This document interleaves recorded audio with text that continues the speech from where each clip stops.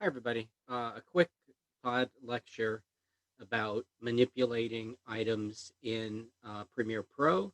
This came from a classroom question that I got over email.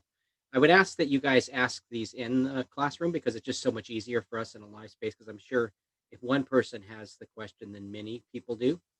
But I just wanted to talk to you very quickly about some of the easier ways of manipulating your Premiere Pro interface and a problem that a lot of you may have. Uh, Premiere Pro is a RAM intensive system. It's equivalent of saying playing, say, Switch with a really advanced video game. It really taxes your video card, and so for the most part, things like MacBook Airs just don't work super great in Premiere. I mean, those computers are great for get on the go, doing word processing, doing homework, that kind of thing. But they tend to have problems around lagging when you get into 4K video work in Premiere. And there are some ways that you can deal with that without having to buy a new laptop. I'm assuming that once you've bought a really nice Mac laptop, you're not going to want to buy a new one. If you're starting a build from the beginning, you probably want to go with a gaming laptop, a PC with a really advanced video card, or take your MacBook and have a really advanced video card installed on it in it when you buy it. But some of the things you can do because you've already got your equipment, you're not going to buy a new laptop until after you graduate. One of the first things is you can change the screen resolution of the video clip, and this is not changing the movie. I've talked many times about the fact that Adobe leaves files alone in your hard drive and just does a moment by moment effect on them to make you see what your movie would look like as if it had been made, even though it hasn't yet been made when it's in this interface.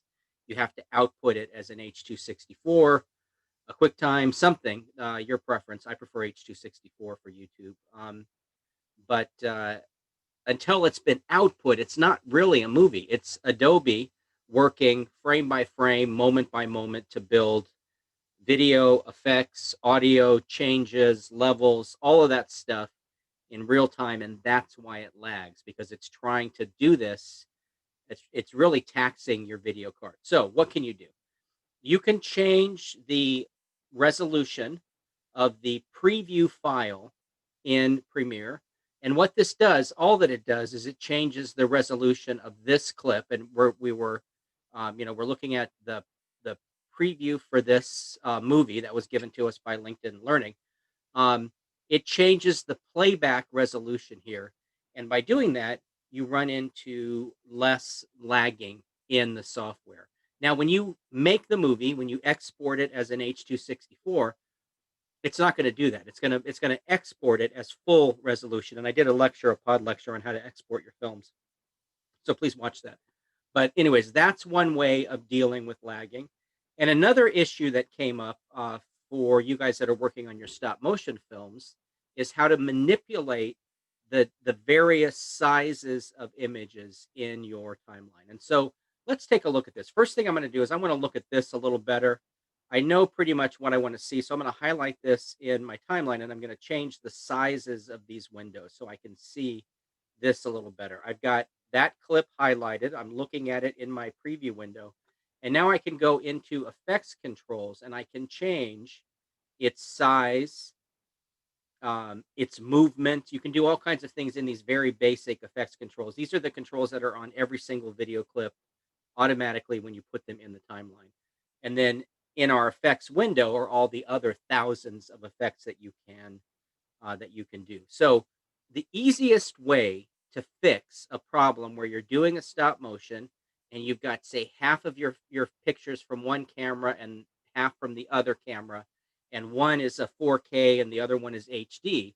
When they show up in this editor, one is going to be full screen and the other is going to be small or full screen and gigantic, just depending on what your settings are and which picture you brought in first. So the easiest way to manipulate this is to click in this window and see the actual size of the image, right? I can change the size of the image just by clicking. And please notice that when I do that, it changes here, right? So I can change this. I can make it the size that I want it. I get that to a number that I like, and I can either record these numbers and add them to all of the other photographs that are wrongly sized or all the other video that's wrongly sized, or I can go into my timeline, I can copy this clip, and then I go to a whole lasso. I'm not gonna do this for real, but I go to a whole lasso of other clips.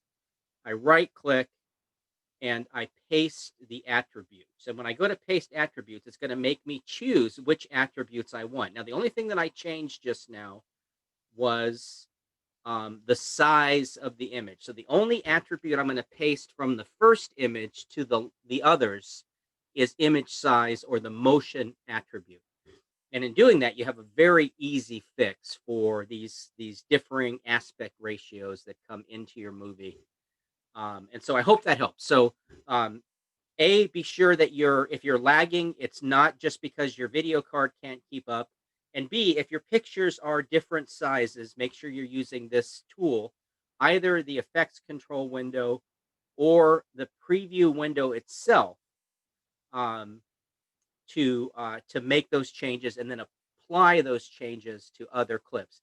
That works for everything. It works for audio levels. It works for color correction.